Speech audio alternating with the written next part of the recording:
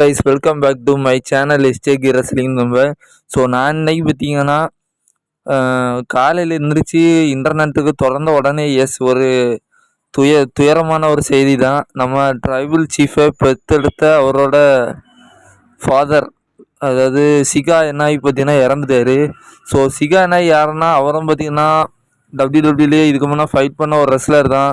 அதாவது வைல்டு சமோவன்ஸ் அப்படிங்கிற அந்த ஒரு டேக் டீம் டிவிஷனில் அவர் பார்த்தீங்கன்னா ரொம்ப வருஷம் ஃபைட் பண்ண ஒரு லெஜெண்டரியான ஒரு ஐனாய் ஃபேமிலியை சேர்ந்த ஒரு ரெஸ்லர் தான் சிகா எனாய். ஸோ அவரோட மகன் தான் பார்த்தீங்கன்னா நம்ம tribal chief Roman Reigns. So அப்படிப்பட்ட ஒரு வீரரை பெற்றெடுத்த ஒரு ஆள் பார்த்தீங்கன்னா இன்னைக்கு பார்த்தீங்கன்னா இறந்துட்டாரு.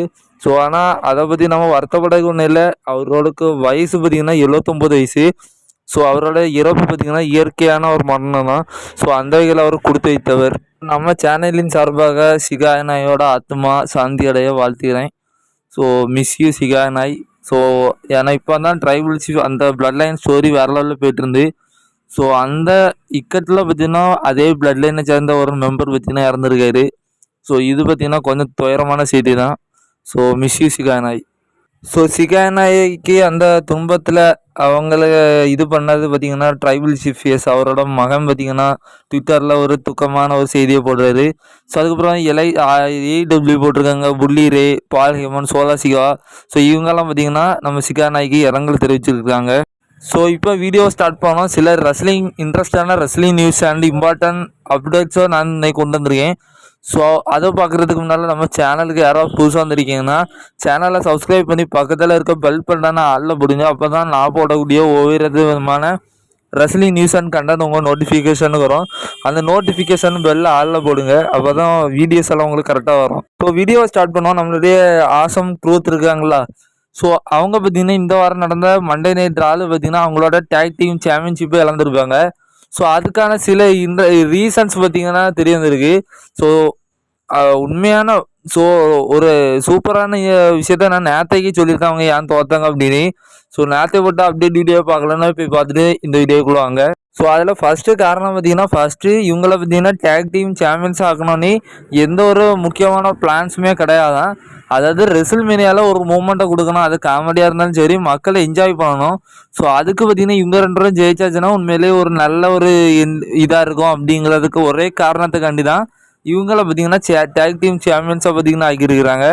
ஸோ மற்றபடி எந்த ஒரு பிளானும் இல்லை. ஸோ அது நிறைவேறிச்சா அப்படின்னா அப்சல்யூட்லி பார்த்திங்கன்னா அது நிறைவேறிச்சு.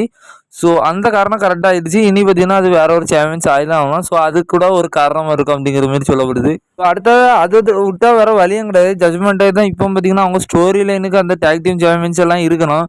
ஸோ அதெல்லாம் நேரத்தை போட்ட வீடியோவில் நான் வரையே போட்டிருக்கேன். ஸோ அதை போய் பாருங்கள். ஸோ அப்படி இவங்கள மற்ற ஏதாவது டேக் டீம் பார்த்திங்கன்னா இன்னும் வேறு லெவல் ஃபார்மில் ஒன்றும் இல்லை. இருந்துச்சுனால இப்போதையும் அவங்கள இது பண்ண மாட்டாங்க. ஏன்னா அசும் ட்ரூத் பார்த்திங்கன்னா ஒரு நல்ல ஒரு பேபி ஃபேஸாக நல்லா இருந்துச்சு. ஸோ அவங்கள இது பண்ண நேரம் மாதிரி இருக்கும். ஆனால் ஒரு பெஸ்ட்டு ஹீலாக பார்த்திங்கன்னா நேற்றுக்கு ஜட்ஜ்மெண்ட்டே அவங்கள துவக்கிடுச்சு. கொஞ்சம் ஏற்றுக்கிட்ட மாதிரி இருந்துச்சு.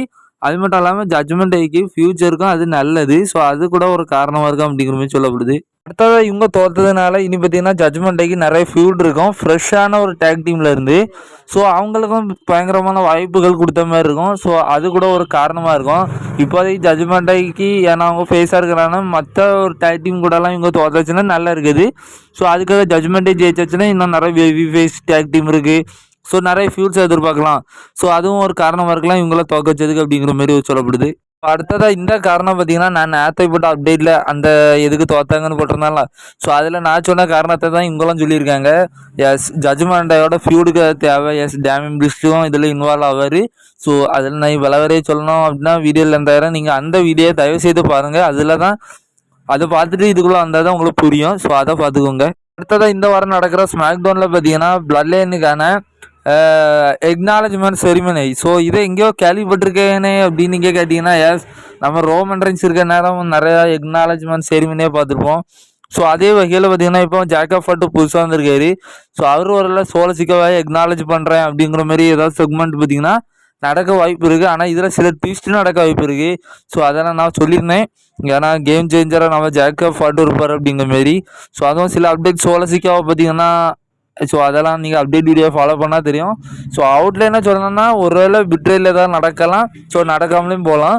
மேக்ஸிமம் 90% வாய்ப்பு எதுக்கு இருக்குன்னா, நம்ம ஜேக்கப் ஃபால்ட்டு பார்த்தீங்கன்னா நம்ம சோலோவை எக்னாலஜ் பண்ணி அவர் டீமில் சேர்றது மாதிரி இருக்கும். ஸோ மீதி 10% ஒரு ஜேக்கப் ஃபால்ட்டு பார்த்தீங்கன்னா சோலாசிக்காவை பிட்ரைல் பண்ணி ஸோ அவர் ஓனாக பார்த்தீங்கன்னா ஒரு பிளட் லைனை ஸ்டார்ட் பண்ணலாம். ஸோ அப்படி நடக்காது. நான் பார்த்தீங்கன்னா அதை சொல்லிட்டேன் முதலே. இது என்னோட கருத்து.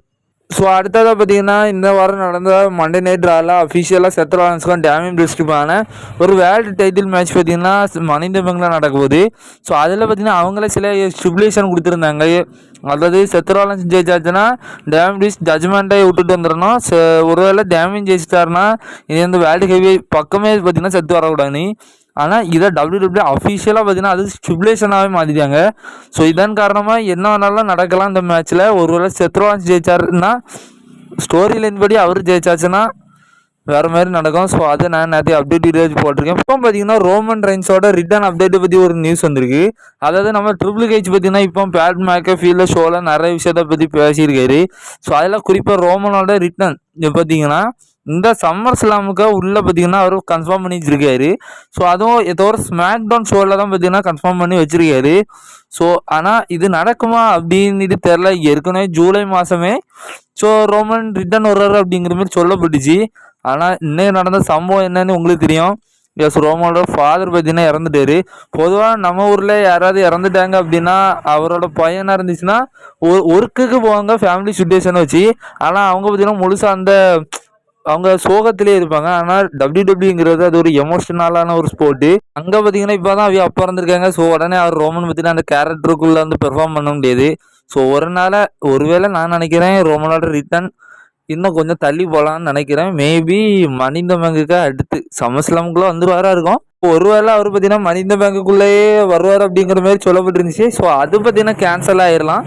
ஆனால் அவர் பார்த்தீங்கன்னா சம்மர்ஸ்லாம் சீசனுக்குள்ளே ரிட்டர்ன் வந்துடலாம் அப்படிங்கிற மாதிரி சொல்லப்படுது.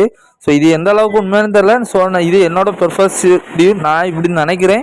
ஸோ உங்களோட கருத்தை கமெண்ட் பண்ணுங்கள். ஸோ இப்போ ராகை பற்றி ஒரு அப்டேட் வந்துருக்கு. அதாவது ராகை பார்த்தீங்கன்னா இப்போ சமீபத்தில் பார்த்தீங்கன்னா ஒரு இன்டர்வியூவில் கலந்துருக்காரு. ஸோ அதில் அஃபிஷியலாக அவரே சொல்லிட்டாரு நான் WrestleMania 41 இருக்க போகிறேன் அப்படிங்கிற மாதிரி அவர் சொல்லியிருக்காரு. ஸோ இப்போ பார்த்தீங்கன்னா ஒரு சில நியூஸ் வந்திருக்கு. ஸோ இது ரூமர் தான். ஸோ அதாவது இப்படி ராக் வரும் பட்சத்தில் WrestleMania 41 நாம் வந்து இவர் Cody Rhodes versus Roman Reigns versus ராக்குக்கான ஒரு ட்ரிபிள் த்ரெட் அன்டிஸ்ட்ரிபியூட்டட் சாம்பியன்ஷிப்புக்கான மேட்சை எதிர்பார்க்கலாம் அப்படிங்கிற மாதிரி சொல்லப்படுது. ஸோ இப்படி நடந்துச்சுன்னா எப்படி இருக்கும்னு சொல்லி உங்களோட கருத்தை கமெண்ட் பாக்ஸில் கமெண்ட் பண்ணுங்கள். ஸோ இதுதான் இப்போதைக்கு வந்திருக்க ஒரு அப்டேட். ஸோ இன்றைக்கான வீடியோ தான். பிடிச்சிருந்துச்சுன்னா லைக் பண்ணுங்கள், ஷேர் பண்ணுங்கள், கமெண்ட் பண்ணுங்கள். So thank you so much.